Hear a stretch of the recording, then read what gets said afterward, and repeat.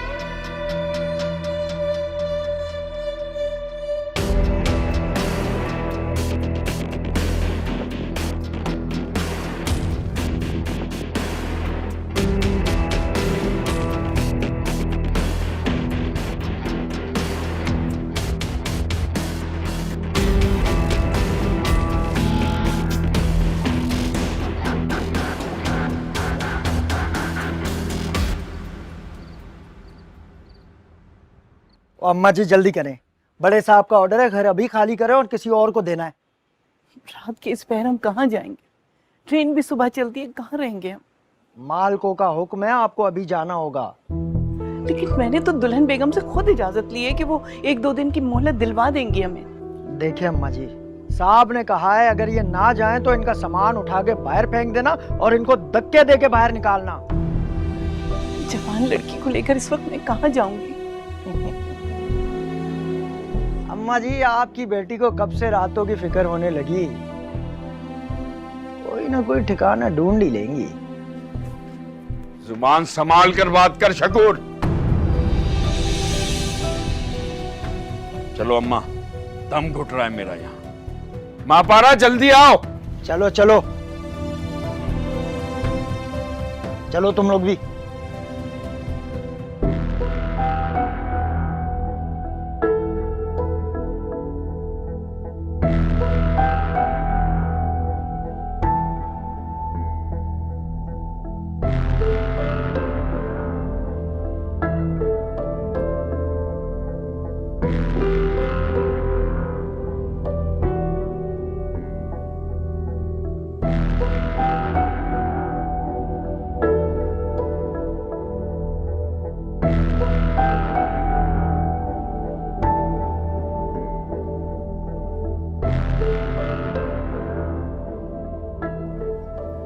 देखे ना, आपने उसके लिए कितना कुछ किया और उसने आप पर ही इल्जाम लगा दिया।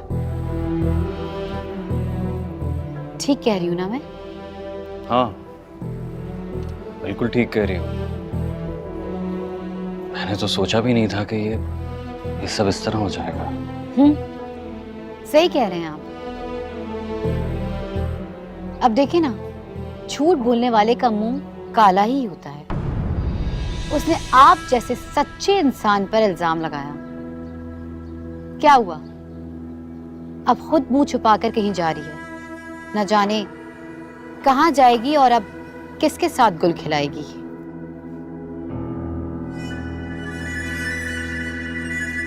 आप बैठे, मैं आपके लिए कॉफी भिजवाती हूँ।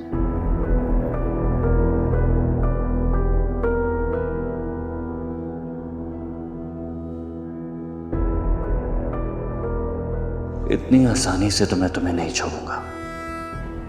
अपनी मोहब्बत किसी और की नहीं होने दूंगा। तुम जहां जाओगी मैं वहां आऊंगा महापारा। थप्पड़ भले ही ना मारा हो, लेकिन हाथ उठाने की सजा तुम्हें भुगतनी ही पड़ेगी।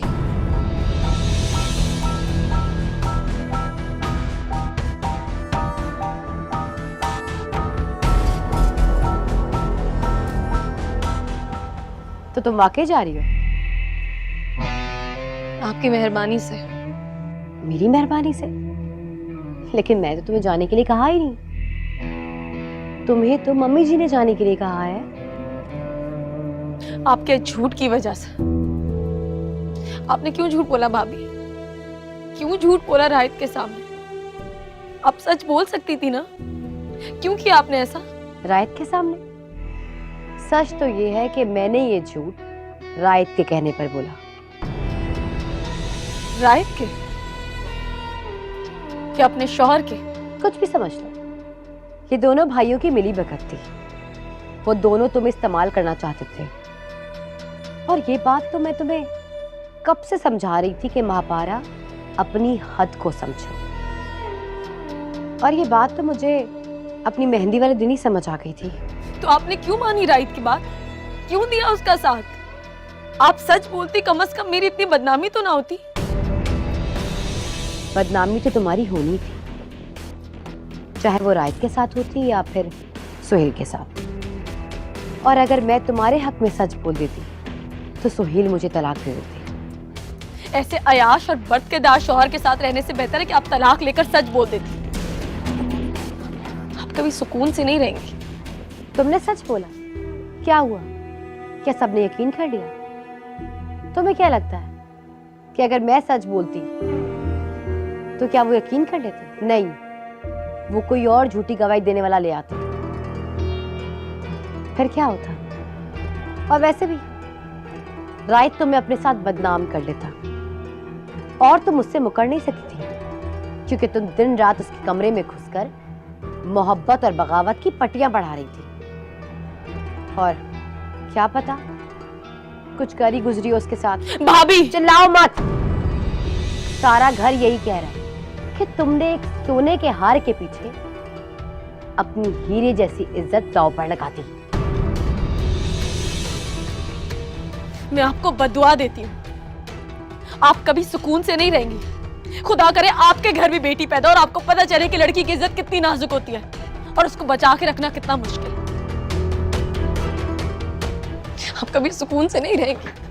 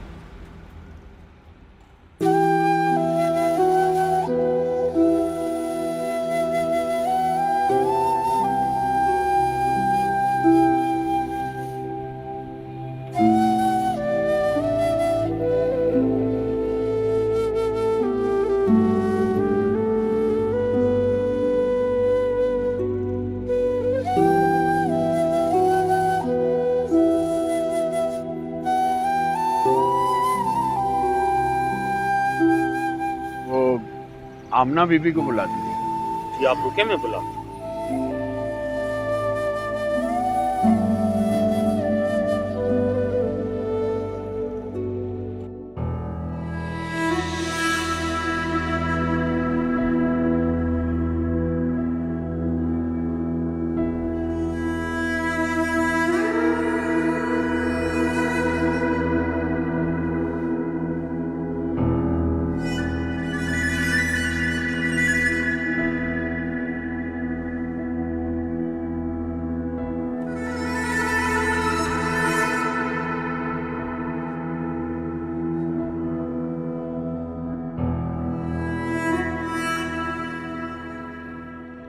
यहाँ क्या कर रहे हैं आप लोग?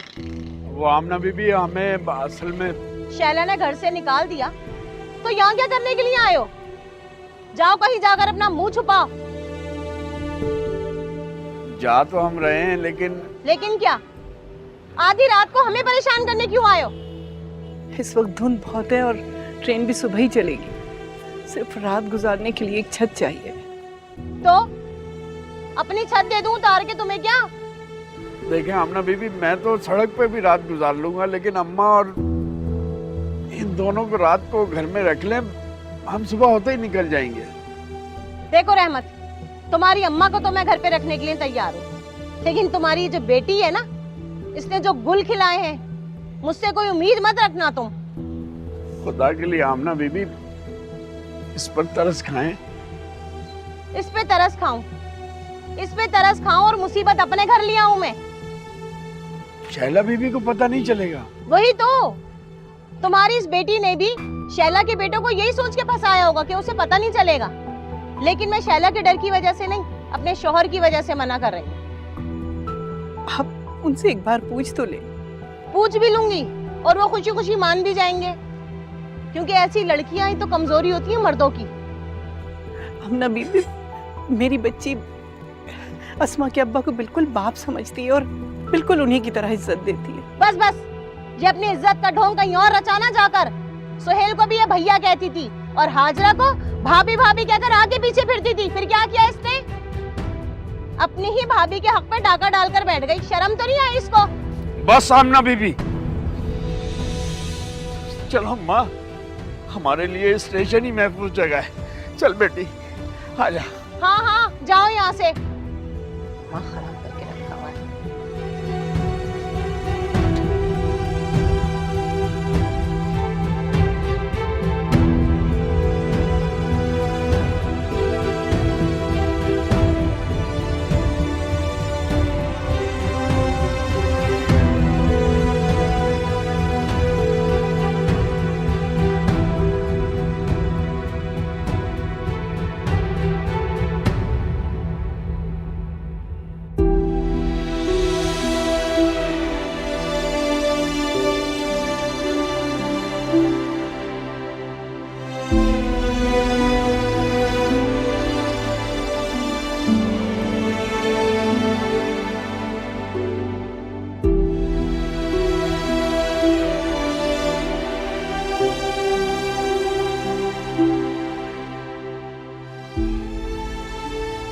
अम्मी,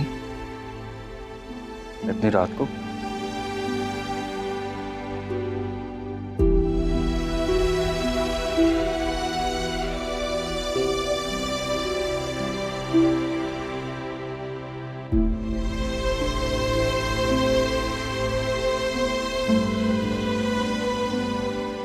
अम्मी, क्या बात है, आप इतनी रात में अकेली इस तरह? खैरियत है? राहित की कॉल आ रही है, आप रिसीव क्यों नहीं कर रही? क्या बात करूं मैं उससे? दिन में तो आप इतनी परेशान हो रही थी उससे बात करने के लिए, अब कॉल आ रही है, आप बात नहीं कर रही। मुझे ये डर है कि कहीं वो मापारा के बारे में ना पूछे। नहीं पूछेगा, सब कुछ अपनी आंखों से तो देख कर गया है वो, अब पूछने को बाकी क्या रह गया है? सुहेल बेटा, मुझे लगता है राहित बहुत सीरियस हो गया था। अगर महापारा को भेजने का आपको इतना ही दुख है तो उसे वापस बुला लें। नहीं नहीं, मैं तो ये परेशान हूँ कहीं वो वापस ना आ जाए। नहीं आएंगे, हैदराबाद से यहाँ तक वापस आना उनके लिए इतना आसान नहीं होगा। हैदराबाद? तुम्हें कैसे पता कि वो हैदराबाद जा रहे हैं? वो शकूर ने कॉल की थी मुझे, वो लोग स्टेशन पे हैं, सुबह चले जाएंगे। शकूर को क्यों भेजा तुमने? अम्मी, लड़की जात है, रात में कहाँ मारे मारे भटकेंगे इस तरह से। उसने इतना घटिया इल्जाम लगाया तुम पर, और तुम अब भी उसके बारे में इस तरह सोच रहे हो? क्या करूं, आदत हो गई है।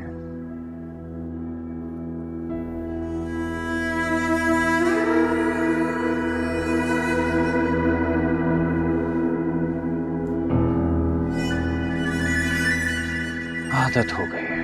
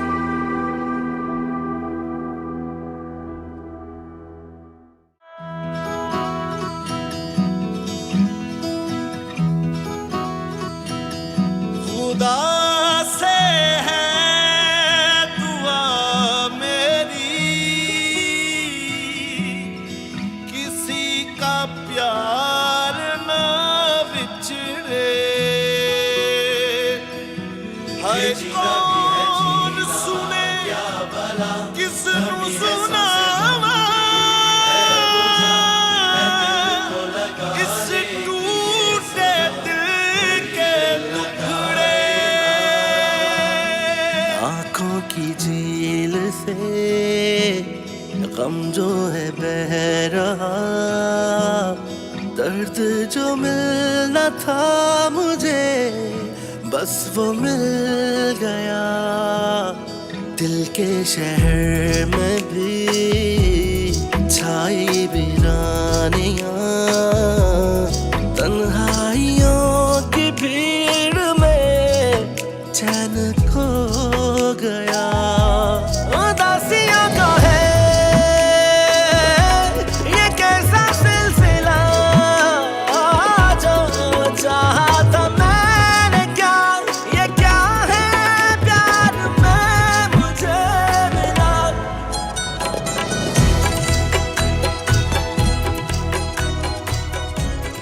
ये क्या कर रहे हो रहमत? बेटी के साथ एक बाजी खेलूंगा अम्मा। ये भी कोई बाजी खेलने का वक्त? यही वक्त है अम्मा, खेलते खेलते कट जाएगा।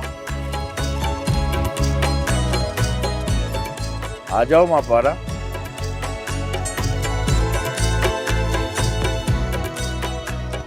हारने का भी अपना मजा होता है माँ पारा, खेल कर तो देखो।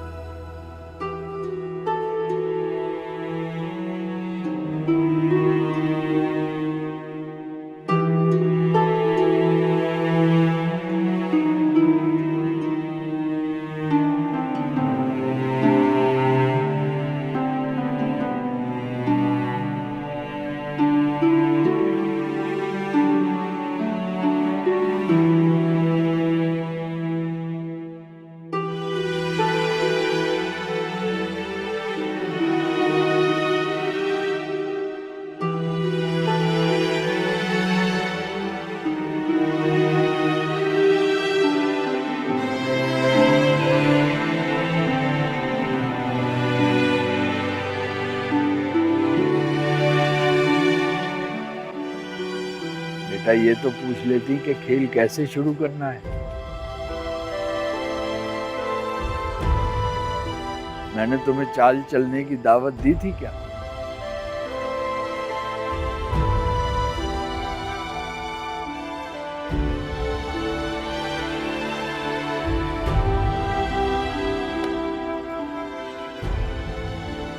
अब कोई फायदा नहीं।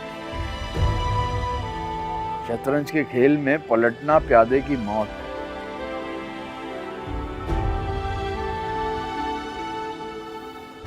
माफ करना बेटा, मैं तुम्हें खेल सिखाना भूल गया। आपकी गलती नहीं है अब्बा, मेरा ही ध्यान नहीं था।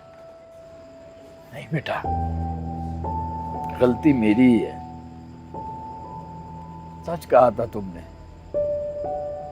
मैंने अल्लाह से शहजादी मांग ली, लेकिन उसके लिए महल बनाने में नाकाम रहा। ऐसे तो ना कहें अब्बा। गलती मेरी है बेटा, मैं गुनाहगार हूं, मैं अपना फर्ज अदा नहीं कर सका। नहीं अब्बा, आपने सब कुछ किया, अपने फर्ज से बढ़कर किया। तुम्हारी अच्छी तरबियत भी तो मेरा फर्ज था, जो मैंने तुम्हें नहीं दी।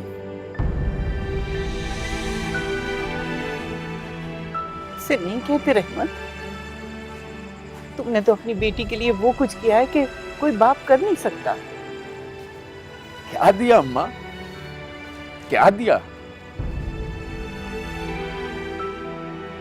आपके मना करने के बावजूद जब ये घर से कदम बाहर निकालती थी तो मुझे इसके पैर में रस्सी बांधनी चाहिए थी। मैंने बांधी क्या? अब्बा? हाँ बेटा, जब तुम सबक याद करने के बजाय फिल्मी डायलॉग बोलती थी तो मुझे तुम्हारे मुंह पर थप्पड़ मारना चाहिए था। अगर वो थप्पड़ मैंने उस वक्त मार दिया होता तो आज कोई मेरे मुंह पर न थूकता, ना ही मेरे सर पर जूते मारता।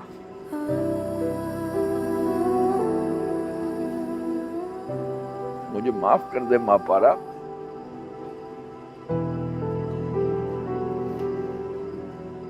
मैं तो तुझे खेल के उसूल ही नहीं सिखा सका तो जिंदगी के उसूल क्या सिखाता।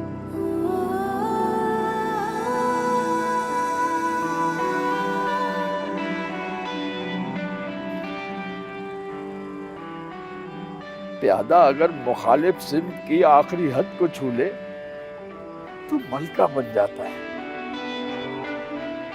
और बादशाह मैं छोड़।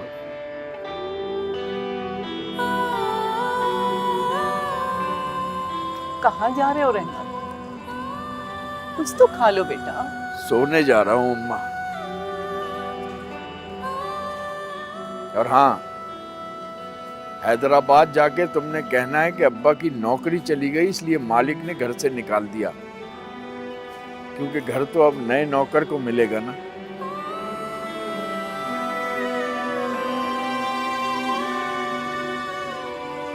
यहाँ जाओ बेटा।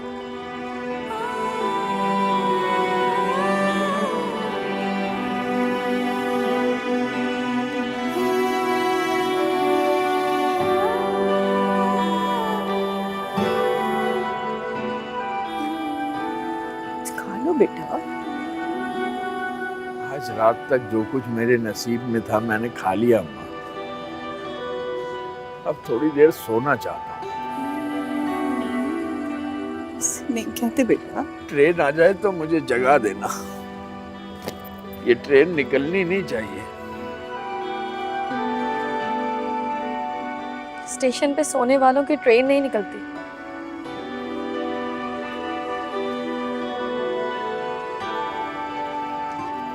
स्टेशन पे मरने वालों की ट्रेन भी नहीं छूटनी चाहिए बेटा।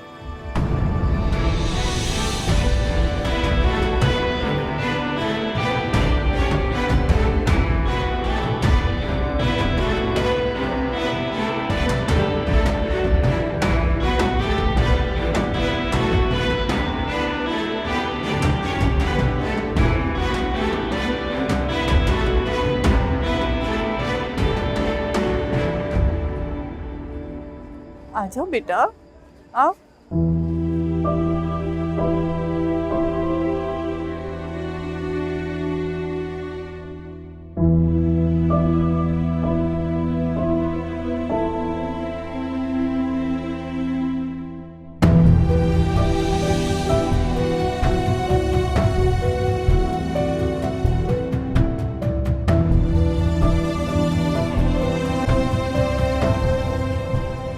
ना अब है कोई रास्ता जो मुझको दे दे मंजिलें,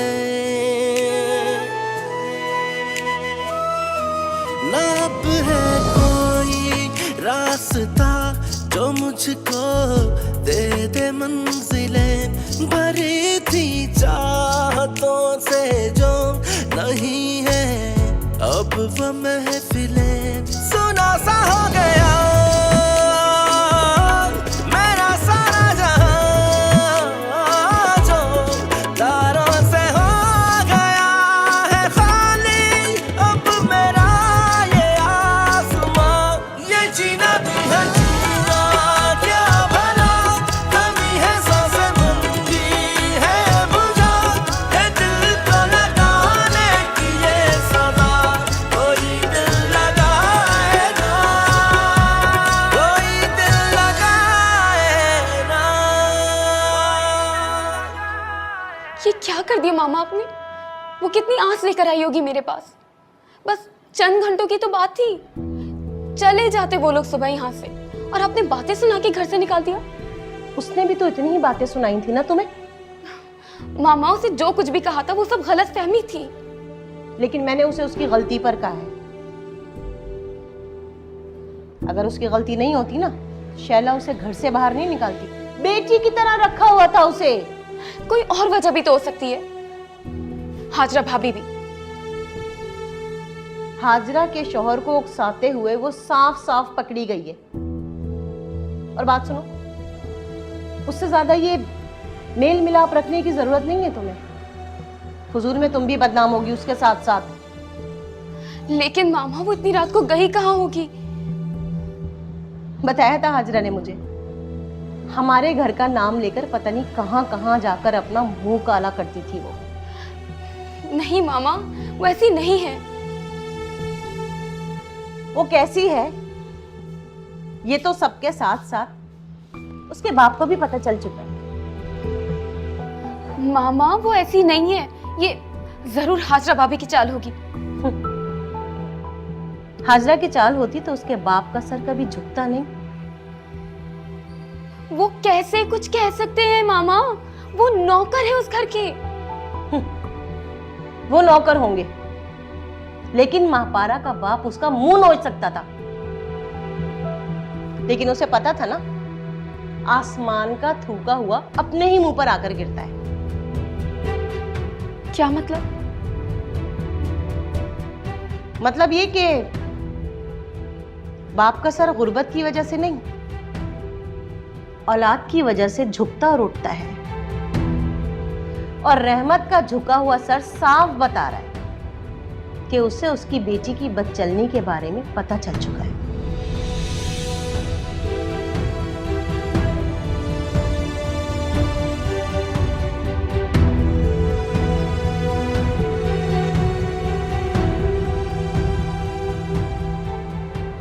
उठ जाओ महापारा, देखो ट्रेन आ गई, उठो जल्दी उठो।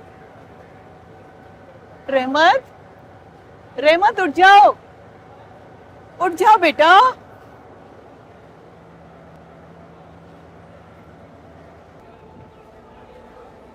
रहमत उठ जाओ बेटा, ट्रेन आ गई है देखो। रहमत,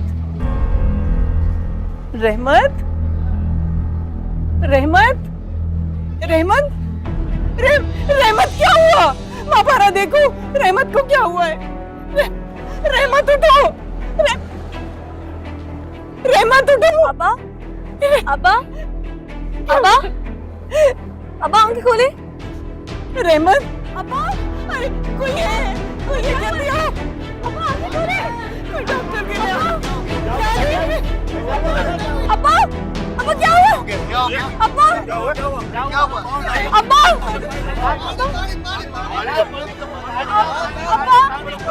अब्बा क्या हुआ? अब्बा आगे खोले। अरे कोई अस्पताल ले जाओ उसको, पता नहीं क्या हुआ है। दादी, अब्बा आगे खोले। अब्बा, अरे कोई ले जाए, कोई अस्पताल ले चलो। रहमत आंखें खोलो, रहमत।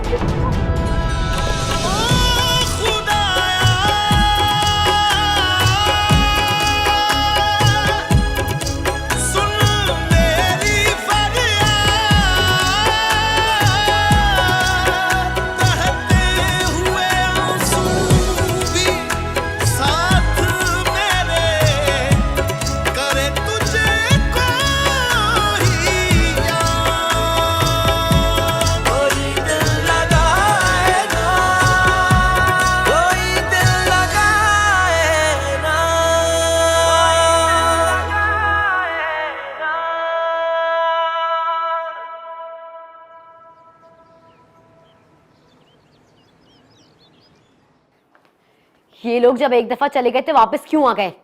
मैयत लेकर आए तो निकाल देती क्या? कि जिए या मरे हमें कोई फर्क नहीं पड़ता। बहुत ही बेगैरत लोग हैं। और वो लड़की, उस लड़की में सेल्फ रिस्पेक्ट नाम की कोई चीज ही नहीं है। धक्के देके घर से निकाला था, फिर मुंह उठाकर वापस आ गई। न जाने कैसी तरबियत है उसकी। जब बाप की मैयत सामने रखी हो ना तो कोई तरबियत नहीं देखता। और तुम्हें क्या परेशानी?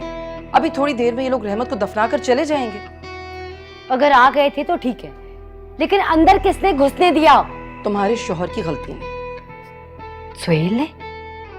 हाँ, सुहेल ने शकूर को भेजा था उनकी रवानगी कंफर्म करने के लिए, और वो बेवकूफ आते हुए मैयत साथ लेकर आ गया। खैर, अब दुनिया दिखावे को ही सही, तुम थोड़ी देर के लिए आ जाओ, ताजियत कर लो। मैं भी आती हूँ चेंज करके।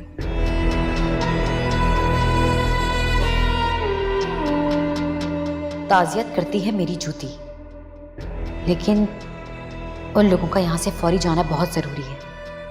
कहीं मापारा ने मम्मी जी को सब कुछ बता दिया जो मैंने उससे रायत के बारे में कहा तो?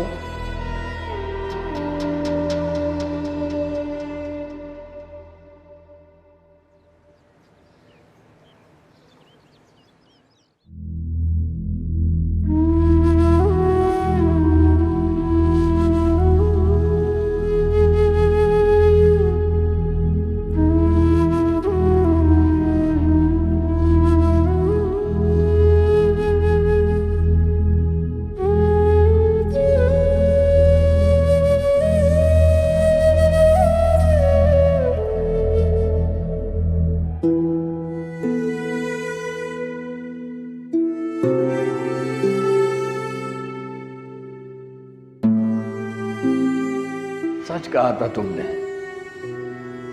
मैंने अल्लाह से शहजादी मांग ली, लेकिन उसके लिए महल बनाने में नाकाम रहा। नहीं अब्बा, आपने सब कुछ किया, आपने फर्ज से बढ़कर किया। तुम्हारी अच्छी तरबियत भी तो मेरा फर्ज था, जो मैंने तुम्हें नहीं दी। जब ये घर से कदम बाहर निकालती थी तो मुझे इसके पैर में रस्सी बांधनी चाहिए थी। जब तुम सबक याद करने के बजाय फिल्मी डायलॉग बोलती थी तो मुझे तुम्हारे मुंह पर थप्पड़ मारना चाहिए था। अगर वो थप्पड़ मैंने उस वक्त मार दिया होता तो आज कोई मेरे मुंह पर न थूकता, ना ही मेरे सर पर जूते मारता। ये ट्रेन निकलनी नहीं चाहिए। स्टेशन पे सोने वालों की ट्रेन नहीं निकलती। स्टेशन पे मरने वालों की ट्रेन भी नहीं छोड़नी चाहिए बेटा।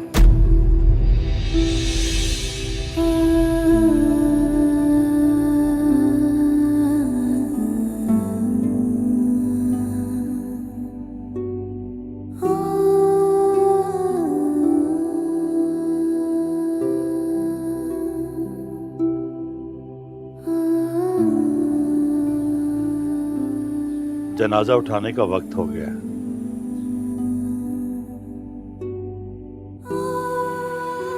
इजाजत दीजिए।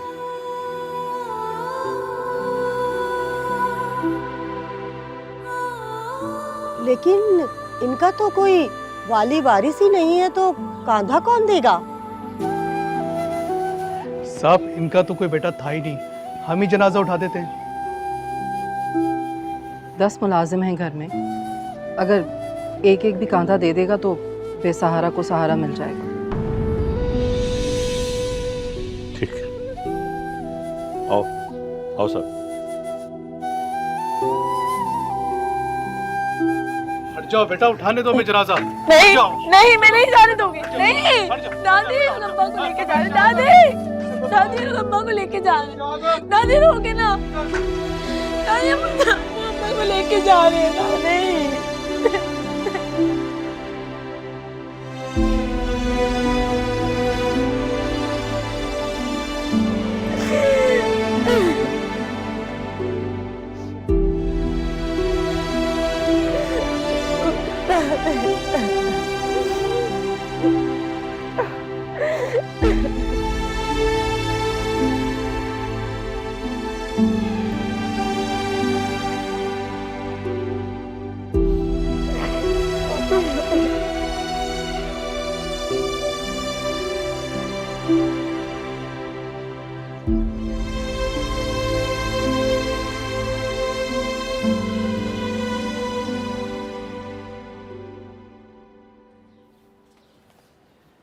यहाँ पढ़ने वाला तो कोई है ही नहीं। पापा ने बिला वजह ये सब मंगवाया। अल्लाह सलामत रखे। रहमत की बेटी है ना। बेटी जुलेखा भी ना यहाँ फिल्मों के डायलॉग बोलने हैं और ना ही आशिकी माशूकी की बातें करनी है। यहाँ जो पढ़ा जाएगा वो आपकी पोती की बस की बात नहीं।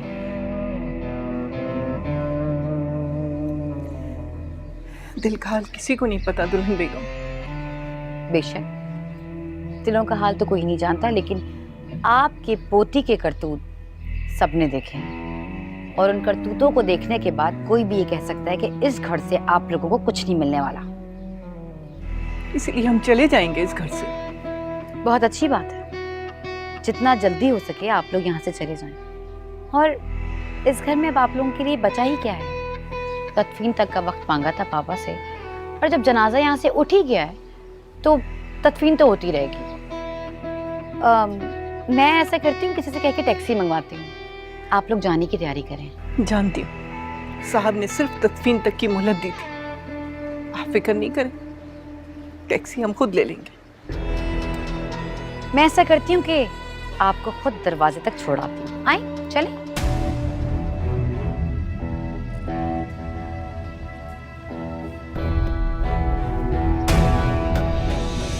हम यहाँ से चले जाएंगे। आपको ये बात हमें बार बार बताने की जरूरत नहीं है। चलें दादी अंदर।